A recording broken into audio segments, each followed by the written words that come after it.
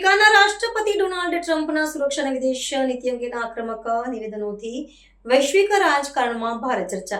United states of અમેરિકાના રાષ્ટ્રપતિ Donald ટ્રમ્પે અગાઉના વહીવટ પર આકરા પ્રહારો કરતા જણાવ્યું છે કે પૂર્વ શાસન દરમિયાન અમેરિકા વિશ્વભરમાં ઉપહાસનું કેન્દ્ર બન્યું હતું. તેમના મતે અન્ય દેશોએ પોતાના ગુનેગારોને અમેરિકામાં મોકલી દીધા હતા, પરંતુ વર્તમાન કડક નીતિઓના અમલીકરણ બાદ દેશના ગુનાખોરીનો દર છેલ્લા 125 વર્ષમાં સૌથી નીચલી સપાટીએ પહોંચ્યો છે. આંકડાકીય સિદ્ધિને તેમણે વહીવટીતંત્રની મોટી સફળતા ગણાવી છે. વિદેશી સંઘર્ષો અને લશ્કરી તાકાત અંગે વાત કરતા પ્રમુખે ઈરાન સામેની સૈન્ય વ્યૂહરચના પર પણ વિવાદાસ્પદ ટિપ્પણી કરી છે. તેમણે જણાવ્યું છે કે અમેરિકન સૈન્યના મતે ઈરાનના અત્યાધુનિક યુદ્ધ જહાજોને કબજે કરવા કે તેનો ઉપયોગ કરવાને બદલે તેને સમુદ્રમાં ડૂબાડી દેવા વધુ રોમાંચક અને પ્રભાવી છે. આ નિવેદન પશ્ચિમ એશિયામાં અમેરિકાના વધતા જતા પ્રભુત્વ અને ઈરાન પ્રત્યેની કઠોર લશ્કરી નીતિના સંકેત આપે છે. રાષ્ટ્રપતિના વિધાનો બાદ આંતરરાષ્ટ્રીય સ્તરે રાજકીય પ્રત્યાઘાતો પડવાની સંભાવના છે. ખાસ કરીને ઈરાન સાથેના સંબંધોમાં વધુ તણાવ સર્જાઈ શકે છે. વિરોધ પક્ષો દ્વારા ગુનાખોરીના આંકડાઓ અને સૈન્ય કાર્યવાહીના દાવો પર સવાલો ઉઠાવવામાં આવી રહ્યા છે, જ્યારે રાષ્ટ્રપતિના સમર્થકો તેને અમેરિકા ફર્સ્ટની નીતિની જીત માની રહ્યા છે. આગામી સમયમાં આક્રમક વિદેશ નીતિ વૈશ્વિક સત્તા સમીકરણોમાં કેવો બદલાવ લાવે છે તે જોવું રસપ્રદ રહેશે. And because of Republicans, you people in Congress, the United States has by far the strongest and most powerful military on the face of the earth. We're the strongest military anywhere on the earth, and now everybody understands it. Together with our Israeli partners, we're crushing the enemy in an overwhelming display of technical skill and military force. Iran's drone and missile capability is being utterly demolished. The Navy is gone. It's all lying at the bottom of the ocean. 46 ships. Can you believe it? In fact, I got a little upset with our people. I said, what quality of ship? Excellent, sir. Top of the line. I said, why did we just capture the ship? We could have used it. Why did we sink them? They said, it's more fun to sink them. I said, they like sinking them better. They say it's safer to sink them. I guess it's probably true. But think of it, we knocked out 46, and actually took 3.5 days. Their terrorist leaders are gone. We're counting down the minutes until they will be gone. Think of it, we had leaders, and they're gone. Then we had new leaders, and they're gone. And now nobody has any idea who the people are that are going to be the head of the country, and will not relent until the enemy is totally and decisively defeated.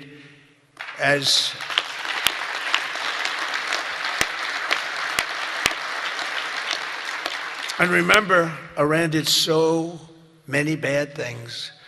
They were really, if you look at Soleimani, who was taken out, as you know that, but you know who.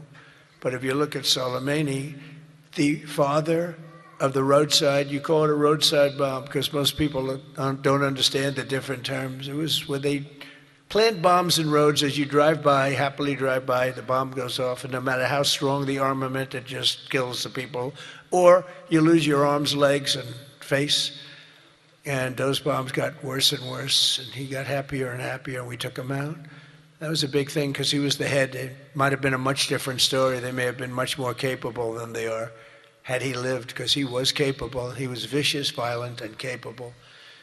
But we got rid of him first term, and we did so many things. And you know, when I always talk about how great our nation is, I don't know, I don't consider our nation very great. For 4 years under Biden, we were a laughingstock all over the world. We were a laughingstock. So, you know, I say great, great, great, but I don't know. When you look at what happened with so many different things, the open border, 25 million people, many of them very bad people pouring into our country with open borders that just said, come on in, makes no difference. They emptied their jails into our country. 11,888 murders, 50% of which murdered more than one person.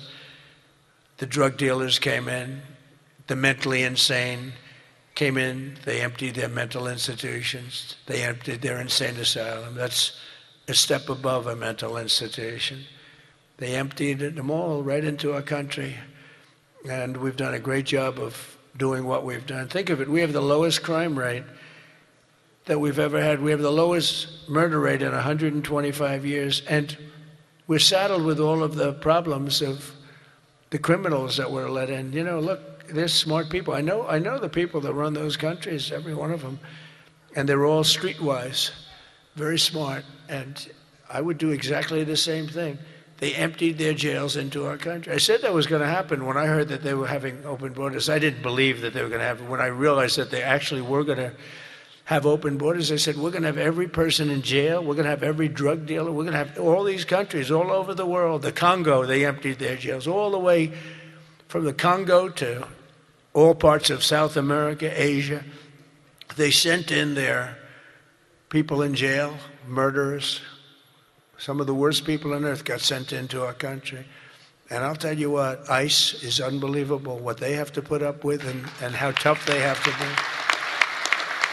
That goes for Border Patrol, and it goes for law enforcement, our law enforcement people. But sadly, even as our service members are fighting bravely to protect America abroad, the Democrat minority in Congress is deliberately sabotaging our national security at home.